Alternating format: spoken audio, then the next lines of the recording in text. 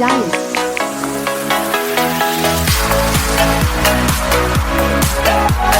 Hello friends.